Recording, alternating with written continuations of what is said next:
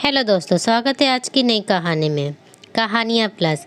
आज की कहानी का नाम है पवित्रता।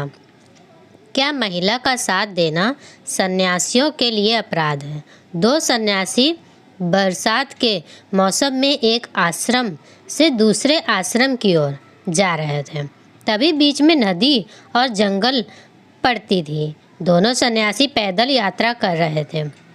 एक सन्यासी 25 वर्ष का था और दूसरा 65 वर्ष का था। छोटे सन्यासी बड़े सन्यासी की बड़ी सेवा करते थे। आश्रम में नए सन्यासी सदैव अपने बड़े सन्यासियों के प्रति आदर, सम्मान और सेवा का भाव रखते थे। बड़े सन्यासी आगे आगे चल रहे थे और छोटे उनके पीछे पीछे। कुछ देर चलने के उपरांत अब उन्हें एक नदी पार करनी थी। नदी के पास एक सुंदर सी युवा स्त्री खड़ी थी। उसे स्त्री ने बड़े सन्यासी जी से निवेदन किया, मुझे तैरना नहीं आता, ये नदी पार करनी है। बड़े सन्यासी ने स्त्री की ओर चेहरा घुमाया। स्त्री ने पुनः कहा, मेरी सहायता कीजिए, नदी पार करवा दें। बड़े सन्यासी जी रुके और सोचने लगे, क्या ये मुझे करना चाहिए? मानवता के रूप से तो ये सही है, परंतु मेरे इतने वर्षों का ब्रह्मचर्य है, कहीं स्त्री के स्पर्श से नष्ट ना हो जाए। मेरे इतने सालों की तपस्या, मैं यूं ही किसी की मदद करने पे उसे नष्ट नहीं कर सकता। यह सब विचार कर बड़े सन्यासी जी ने हाथ जोड़कर उस महिला को मदद करने से मना कर दिया। बड़े सन्यासी जी नदी की ओर मुड़कर नदी पार करने लग गए। जब नदी में उतर पड़े, जब नदी पार कर गए तो सन्यासी दूसरे छोर पर पहुँचे। तब उन्होंने पीछे मुड़कर देखा कि छोटे सन्यासी को देखना चाहिए कि सन्यासी जी अभी कहाँ तक पहुँचे। यह क्या, वह देखकर अचंभित रह गए। छोटे सन्यासी उस महिला को नदी पार करवाने में मदद कर रहे थे। सन्यासी जी ने उस महिला को अपने पीठ पर चढ़ा रखा था और पानी में तैर रहे थे। तब यह देखकर बड़े सन्यासी हैरान भी थे और क्रोध भी। बड़े सन्यासी समझ नहीं पा रहे थे कि वह इस बात से ज़्यादा दुखी हो या क्रोधित। वे सोच रहे थे, आखिर क्यों कोई इतना मूर्ख हो सकता है, अपने इतने सालों की सन्यास को और तपस्या को भंग कर देगा एक स्त्री के लिए, या फिर अभी इस छोटे सन्यासी की तपस्या में कोई कमी है? अभी पूर्ण रूप से ब्रह्मचारी बन नहीं पाया था, एक स्त्री के सौंदर्य को देख के भटक गया। यदि वह उसे मदद नहीं करता तो कौन सा मानव जाति पर कोई आपत्ति आ जानी थी। यह सब सोचकर बड़े सन्यासी जल्दी जल्दी आगे बढ़ते गए।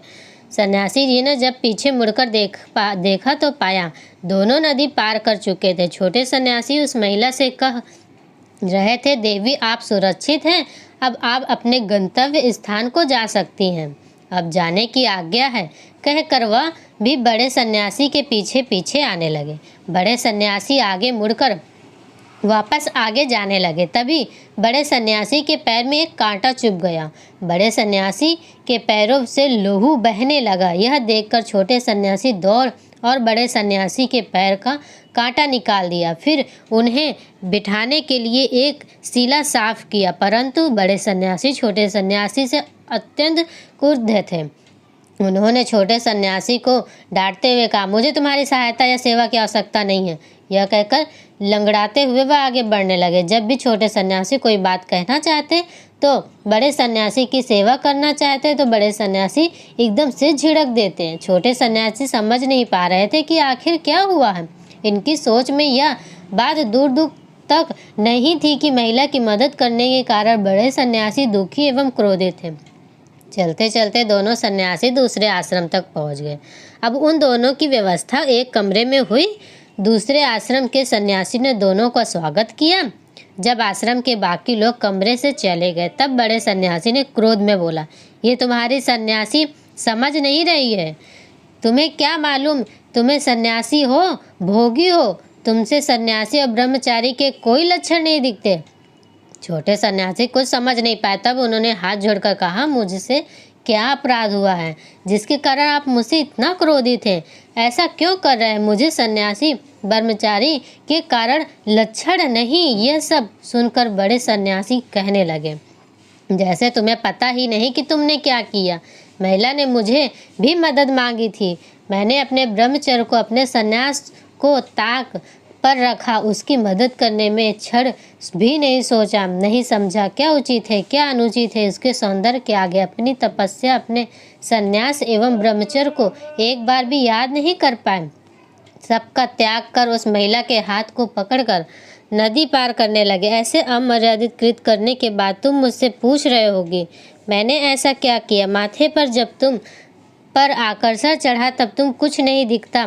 तब हाथ जोड़कर छोटे सन्यासी ने मुस्कुराते हुए कहा, नहीं नहीं, ऐसा नहीं है, आप सही नहीं कह रहे हैं, कुछ नहीं दिखता। मैंने तो महिला का साथ कब का छोड़ दिया, परंतु वह अब भी आपके माथे पर बैठी हुई है। यह क्रोध, कुंठा और ब्रह्मचर्य को भंग नहीं करते क्या? केवल स्त्री का स्पर्श ब्रह्मचर्य का भंग करता है। ब्रह्मचर्य का स्थान मनुष्य के अंदर है, बाहर नहीं है। बाहर की कोई भी स्थिति, परिस्थिति, वस्तु या स्थान एक सन्यासी, एक ब्रह्मचारी को भंग नहीं कर सकती जब तक वह स्वयं अंदर से भंग ना हो। मैंने तो उस स्त्री को केवल एक असहाय मानव के रूप में देखा, उसकी सहायता की, आगे चलने लगा। सन्यासी जीवन में तो काम, क्रोधित, मद, मोह किसी के लिए भी स्थान नहीं है। ब्रह्मचर्य का अर्थ है जैसा आचरण है, सन्यासी का अर्थ हर प्रकार के बंधनों से मुक्ति होता है। यह सब सुनकर बड़े सन्यासी हाथ जोड़ने लगे और कहे, मुझे क्षमा कर दीजिए सन्यासी जी, आयु में आप मुझसे छोटे हैं परंतु ज्ञान में बड़े, मुझसे अपराध हुआ। तब छोटे सन्यासी ने कहा, आपने सीख ले ली है, यह पर्याप्त है, बाकी आप मुझे आपकी सेवा करने दें, यह मेरा कर्तव्य है। दोनों मुस्कुराने लगे। कहानी से यह सीख मिलती है कि हम मनुष्य बाहर की बुराइयों से तभी आकर्षित हो सकते हैं जब उसको अंदर उन बुराइयों के लिए स्थान होता है। इसलिए अगर आपको किसी की भी सहायता करनी हो तो आप अंतर्मन से करें, ना कि उसके बाद आकर्षण या किसी अन्य कारण से।